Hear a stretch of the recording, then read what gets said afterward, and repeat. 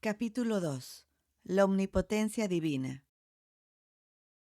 No depende de la omnipotencia de Dios lo que es contradictorio. Tomás de Aquino, Suma Teológica 1, 25, artículo 4. Si Dios fuera bueno, desearía que sus criaturas fueran perfectamente felices. Y si fuera todopoderoso, sería capaz de hacer aquello que desea. Por lo tanto, Dios carece de bondad o poder, o de ambas facultades. En esto consiste el problema del dolor en su forma más simple. La posibilidad de resolverlo depende de demostrar que los términos bueno y todopoderoso, y quizá también el término feliz, son equívocos, ya que, desde el principio, se debe admitir que si el significado que comúnmente se asocia a estas palabras es el mejor o el único posible, el problema es insalvable. En este capítulo haré algunos comentarios acerca de la idea de omnipotencia y en el siguiente algunos acerca de la bondad. Omnipotencia significa poder hacer todo a todas las cosas. La Sagrada Escritura nos dice que con Dios todo es posible. Es muy común que en una discusión un no creyente nos diga que Dios, de existir y ser bueno, haría esto o aquello. Si entonces señalamos que la acción propuesta es imposible, no es raro que nos encontremos con la siguiente réplica. Pero yo pensé que se suponía que Dios era capaz de hacer cualquier cosa. El uso corriente de la palabra imposible generalmente implica una cláusula oculta que comienza con a menos que. Por ejemplo, es imposible que yo vea la calle desde donde estoy sentado escribiendo, a menos que vaya al piso superior, donde estaría a suficiente altura como para poder ver por sobre el edificio contiguo. Si me hubiera roto la pierna, diría, pero es imposible que vaya al piso superior, queriendo decir con eso, sin embargo, que es imposible a menos que lleguen algunos amigos y me lleven. Avancemos a un plano diferente de imposibilidad diciendo, es, en todo caso, imposible ver la calle mientras me quede donde estoy y el edificio contiguo esté donde está.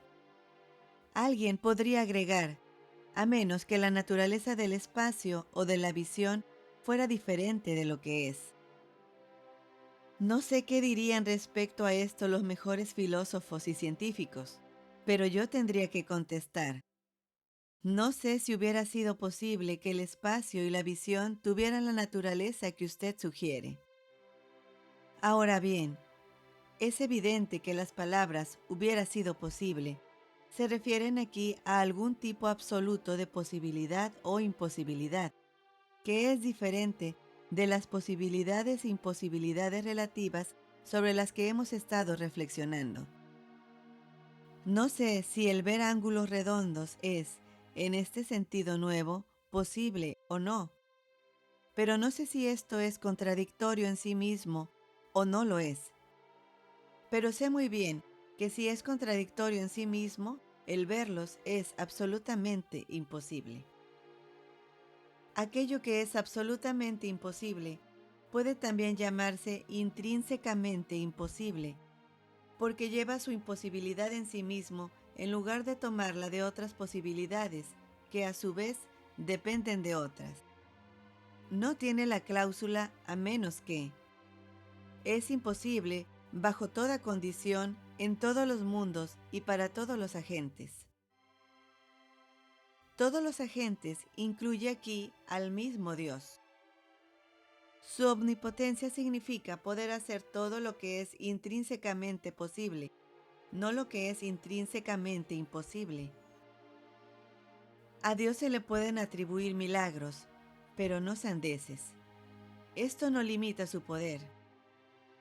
Si usted elige decir, Dios puede dar libre albedrío a una criatura y negárselo a la vez, ha logrado decir nada acerca de Dios.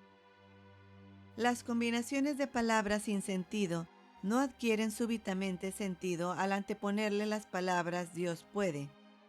Que con Dios todo es posible continúa siendo verdadero. Las imposibilidades intrínsecas no son otra cosa que inexistencias. No es más posible para Dios que para la más débil de sus criaturas el llevar a efecto dos alternativas que se excluyen mutuamente, no porque su poder encuentre obstáculos, sino porque el disparate sigue siendo disparate, aun cuando nos referimos a Dios. Se debiera recordar, sin embargo, que los que razonan cometen errores frecuentemente, ya sea por argumentar a partir de información falsa o por descuido en la argumentación. Es así que podemos llegar a pensar que lo que es realmente imposible es posible y viceversa. Por lo tanto, deberíamos tener mucho cuidado al definir aquellas imposibilidades intrínsecas que incluso la omnipotencia misma no puede realizar. Lo que digo a continuación debe considerarse no tanto una aseveración de lo que estas posibilidades son, sino más bien una muestra de lo que podrían ser.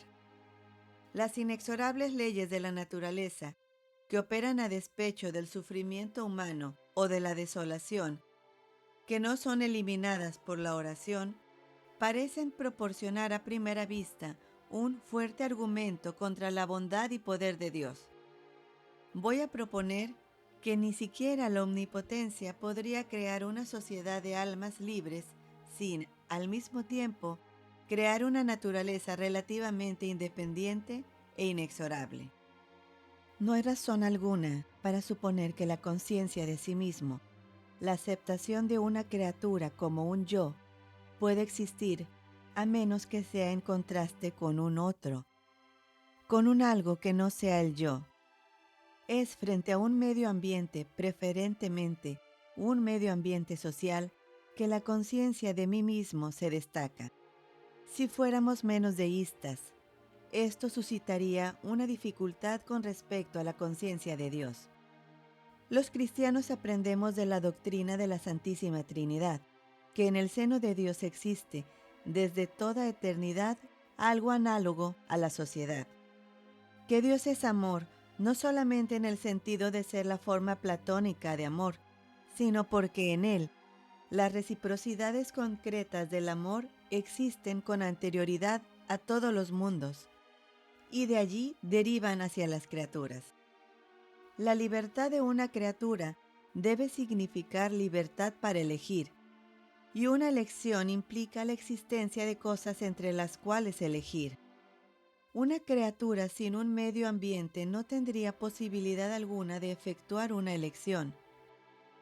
Es por eso que la libertad, al igual que la conciencia de sí mismo, si es lo que no son en realidad la misma cosa, requiere para el yo la presencia de algo diferente al yo. La condición mínima de la conciencia de sí mismo y de la libertad sería, entonces, que la criatura aprendiera a Dios y por lo tanto a sí mismo como distinta de Dios. Es posible que tales criaturas, aquellas que están conscientes de Dios y de sí mismas, pero no de su prójimo, existan. De ser así, su libertad consiste en efectuar una sola elección: amar a Dios más que al yo, o al yo más que a Dios. Pero no podemos imaginarnos una vida tan reducida a lo fundamental. Tan pronto intentamos introducir el conocimiento mutuo del prójimo, nos encontramos con la necesidad de la naturaleza. Las personas a menudo hablan como si nada fuese más fácil para dos mentes al desnudo que encontrarse o tomar mutua conciencia. Pero no veo posibilidad alguna de que lo logren, a no ser en un medio común que forme parte de su mutuo externo o medio ambiente. Incluso el vago intento de imaginarnos tal encuentro entre espíritus incorpóreos generalmente introduce de modo furtivo la idea, al menos, de un espacio y tiempo comunes, para dar un sentido al prefijo co de coexistencia. Y por lo demás, espacio y tiempo son ya un medio ambiente. Sin embargo, se requiere más que esto. Si sus pensamientos y pasiones estuvieran tan directamente presentes en mí como están los míos propios, sin mostrar señal alguna de ser algo externo, algo diferente de mí, ¿cómo podría distinguirlos de los míos? ¿Y qué pensamientos o pasiones podríamos tener si no hubiese objetos en qué pensar o por los cuales sentir algo? Aún más, ¿podría tan siquiera comenzar a tener alguna idea de lo externo o de lo otro si no tuviera la experiencia de un mundo externo?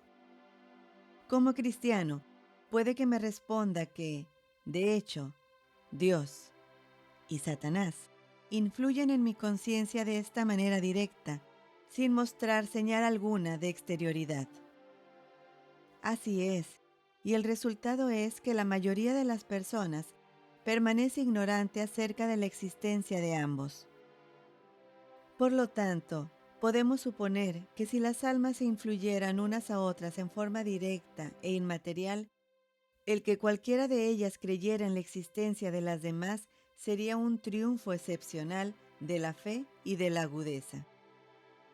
En esas condiciones me sería más difícil conocer a mi vecino de lo que actualmente me resulta conocer a Dios, ya que los elementos que me llegan del mundo exterior, como la tradición de la Iglesia, la Sagrada Escritura y la conversación con amigos observantes, me ayudan a reconocer el efecto que Dios produce en mi persona. Lo que se necesita para la sociedad es, precisamente, aquello que tenemos, un algo neutro, que no sea usted ni yo, y que ambos podamos manipular a fin de hacernos señas el uno al otro. Yo le puedo hablar porque ambos podemos propagar ondas sonoras en el aire que tenemos en común. La materia que separa un alma de otra es también lo que las acerca. Nos permite tener un fuera y un dentro. De manera que lo que para usted son actos de voluntad y de pensamiento, son para mí ruidos y miradas. La materia permite no solo ser, sino también manifestarse, y es así como puedo tener el placer de conocerlo. La sociedad, entonces, implica un espacio común o mundo dentro del cual sus miembros se conocen. Si existe una sociedad angélica, como generalmente han creído los cristianos, los ángeles también deben tener ese mundo o espacio, algo que es para ellos lo que la materia, en sentido moderno no escolástico, es para nosotros. Pero, si la materia ha de servir como terreno neutro, debe tener una naturaleza fija que le es propia. Si un mundo o sistema material tuviera solamente un habitante, podría moldarse en cada momento a los deseos de éste. Los árboles para bien suyo se agruparían en una sombra. Pero si a usted le introdujeran a un mundo que variara según mis caprichos, se vería incapacitado para actuar en él, y por ende, perdería el ejercicio de su libre albedrío. Tampoco queda claro que usted, en tal caso, pudiera manifestarme su presencia, porque toda la materia mediante la cual tratara de comunicarse estaría ya bajo mi control, y por lo tanto, usted no la podría manipular. Más aún, si la materia tiene una naturaleza fija y obedece leyes constantes, no todos sus estados concordarán de igual forma con los deseos de un determinado individuo, como tampoco serán todos igualmente beneficiosos para ese conjunto particular de materia al que llama su cuerpo. Si bien el fuego conforta a ese cuerpo cuando se encuentra a cierta distancia, lo destruirá cuando ésta se reduzca. De ahí la necesidad incluso, en un mundo perfecto, de aquellas señales de peligro que las fibras sensitivas de nuestros nervios están aparentemente destinadas a transmitir. ¿Significa esto un inevitable elemento maligno en forma de dolor en cualquier mundo posible? No lo creo así, porque si bien es cierto que el pecado más pequeño es un mal incalculable, el mal que produce el dolor depende del grado de éste. Y los dolores menores a una cierta intensidad no producen miedo o rechazo alguno. A nadie le molesta el proceso tibio, agradablemente caliente, demasiado caliente, quema. ¿Qué le advierte? Que retire la mano que tiene expuesta al fuego. Y si mis sentimientos son confiables, un ligero dolor en las piernas al meternos a la cama después de un día de largas caminatas es en realidad agradable.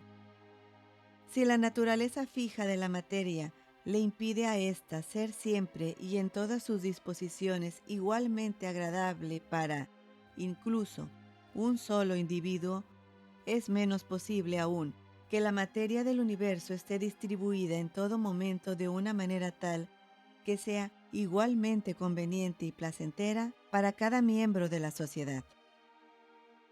Si alguien que viaja en una dirección determinada va cerro abajo, la persona que va en dirección opuesta necesariamente debe ir cuesta arriba. Si solamente una piedrecilla se encuentra en el lugar que yo deseo, no puede, excepto con una coincidencia, encontrarse allí donde usted quiere que esté. Esto dista mucho de ser un mal. Por el contrario, da ocasión a todos aquellos actos de cortesía, respeto y generosidad con que el amor, el buen humor y la modestia se expresan. Pero, sin lugar a dudas, deja el camino abierto a un gran mal, la competencia y la hostilidad. Si las almas son libres, no se les puede impedir que enfrenten las cosas en forma competitiva en lugar de hacerlo con cortesía. Y una vez que han llegado a la franca hostilidad, pueden aprovecharse de la naturaleza fija de la materia para dañarse recíprocamente. La naturaleza permanente de la madera, que hace posible que la utilicemos como viga, también nos hace posible que la utilicemos para golpear la cabeza del prójimo. Por lo general, la naturaleza permanente de la materia hace que cuando los seres humanos pelean, el triunfo comúnmente sea de quienes son superiores en armas, habilidades y número, aun cuando su causa sea injusta. Podemos, a lo mejor, imaginarnos un mundo en que Dios, a cada instante, corrigiera los resultados de este abuso de libre albedrío por parte de sus criaturas, de manera que una viga de madera se volviera suave como el pasto al ser usada como arma, y que el aire rehusara obedecerme si yo intentara propagar ondas sonoras portadoras de mentiras e insultos. Pero, en un mundo así, las acciones erróneas serían imposibles, y por lo tanto, la libertad de la voluntad sería nula. Aún más, si el principio se llevara a su conclusión lógica, los malos pensamientos serían imposibles, porque la materia cerebral que usamos al pensar se negaría a cumplir su función al intentar nosotros dar forma a esos pensamientos. Toda materia cercana a un hombre malvado estaría expuesta a sufrir alteraciones impredecibles. Que Dios puede modificar el comportamiento de la materia, y de hecho, en ocasiones lo hace, y producir aquello que llamamos milagro es parte de la fe cristiana. Pero la concepción misma de un mundo común y por lo tanto estable exige que tales ocasiones sean extremadamente excepcionales.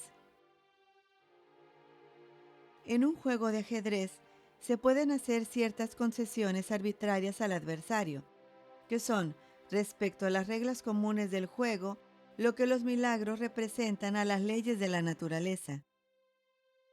Uno se puede despojar de una torre, o permitirle al otro que a veces corrija una jugada hecha en forma descuidada. Pero, si uno permitiera que el otro, en todo momento, hiciera lo que le viniera en gana, si todas las jugadas de éste fueran anulables y las piezas de uno desaparecieran cada vez que su posición en el tablero no fuera del gusto del adversario, no podría haber juego alguno. Lo mismo ocurre con las almas. Leyes fijas, consecuencias que se revelan por necesidad causal, todo el orden natural, son los límites dentro de los cuales se enmarca su vida en común y, al mismo tiempo, la única condición bajo la cual esa vida es posible. Trate de excluir la posibilidad de sufrimiento que el orden de la naturaleza y la existencia de voluntades libres implican y encontrará que ha excluido la vida misma. Como dije con anterioridad, esta explicación de las necesidades intrínsecas de un mundo se han entregado tan solo como muestra de lo que pueden ser. Solamente la omnisciencia tiene la información y la sabiduría para ver lo que realmente son, pero no es probable que sean menos complicadas de lo que he sugerido. De más está decir que complicado se refiere aquí exclusivamente al entendimiento humano de estas necesidades. No se puede pensar a Dios argumentando, como hacemos nosotros, a partir de un resultado, la coexistencia de espíritus libres, para llegar a las condiciones que éste involucra, sino más bien como un acto de creación único y de coherencia intrínseca absoluta, que, a primera vista, nos parece la creación de muchas cosas independientes, y luego la creación de cosas mutuamente necesarias. Incluso podemos elevarnos un poco más allá de la concepción de necesidades mutuas. Tal como la he delineado, podemos clasificar como materia aquello que separa a las almas y como materia aquello que las reúne bajo el concepto de pluralidad, de lo que separación y unidad son solamente dos aspectos. Con cada paso que da nuestro pensamiento, se hará más evidente la unidad del acto creador y la imposibilidad de enmendar la creación, como si este o aquel elemento pudiera ser removido. ¿Acaso este no sea el mejor de todos los posibles universos, sino el único posible? Mundos posibles puede solamente significar mundos que Dios pudo haber hecho y no hizo. La idea de aquello que Dios pudo haber hecho implica un concepto de la libertad de Dios demasiado antropomorfa. Cualquiera sea el significado de la libertad humana, la libertad divina no puede significar incertidumbre entre alternativas y la elección de una de ellas. La bondad perfecta nunca puede deliberar acerca del fin a obtenerse, y la sabiduría perfecta no puede deliberar acerca de los medios más apropiados para lograrlo. La libertad de Dios consiste en que no hay causa otra que Él mismo que produzca sus actos, ni obstáculo externo que los impida, en que su propia bondad es la raíz de la cual crecen todos sus actos, y su propia omnipotencia el aire en el cual florecen. Esto nos lleva al tema siguiente, la bondad. La bondad divina.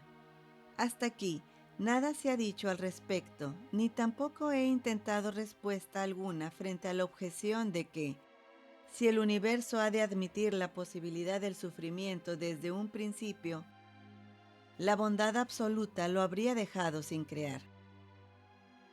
Debo advertir al lector que no pretendo probar que crear haya sido mejor que no hacerlo. No tengo cómo medir algo tan prodigioso. Puede hacerse una comparación entre un estado de ser y otro, pero intentar comparar el ser con el no ser termina en simple palabrería. ¿Sería mejor para mí no existir? ¿En qué sentido para mí? ¿Cómo podría, si no existiera, beneficiarme con no existir? Nuestro propósito es mucho menor.